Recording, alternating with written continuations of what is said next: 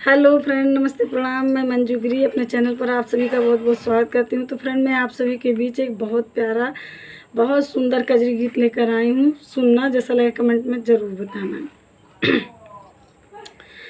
नेवता भेजले रहली बेल के पतैया पे, गौरा जी के सैया के ना के नेवता भेजले रहली बेल के पतैया पे, गौरा जी के सैया के ना।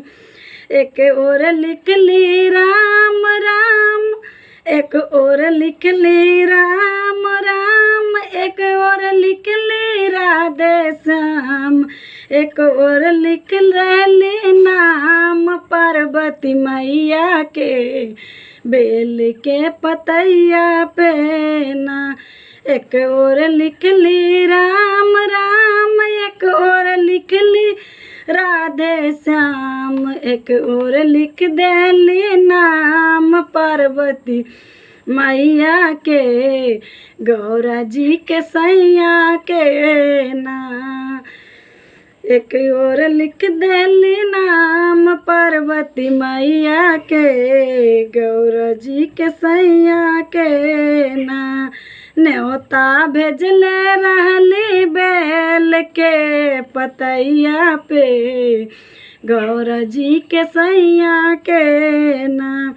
काऊ खियाऊं श्री राम, काऊ खियाऊं राधे श्याम, काऊ खियाऊं श्री राम, काऊ खियाऊं राधे श्याम, काऊ खियाऊं पार्वती मैया के गौरा जी के सैया के ना।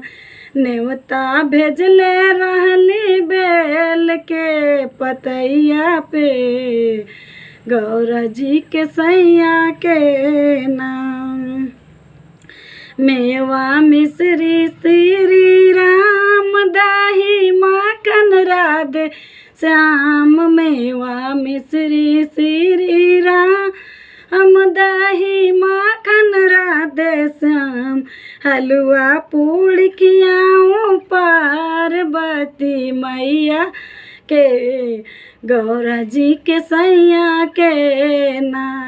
हलवा पूड़ी खियाऊं पार्वती मैया के गौरा जी के सैया के ना। नेवता भेजले रहनी बेल के पतैया पे, गौरा जी के सैया के ना।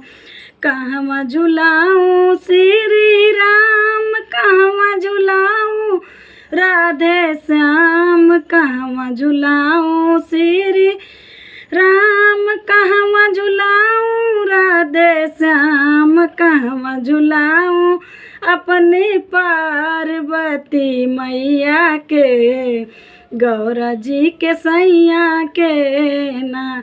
कहवा झुलाऊं अपनी पार्वती मैया के गौरा जी के सैया के ना। नेवता भेजले रानी बेल के पतैया पे, गौरा जी के सैया के ना।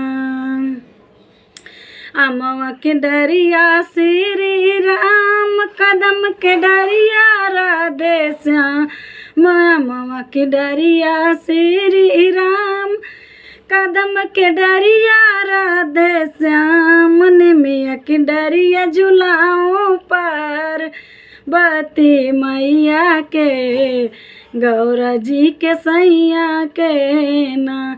निमिया की डरिया झुलाऊं पार्वती मैया के गौरा जी के सैया के ना। कि न्योता भेजले रहनी बेल के पतैया पे, गौरा जी के सैया के ना। न्योता भेजले रहनी बेल के पतैया पे, गौरा जी के सैया के नाम।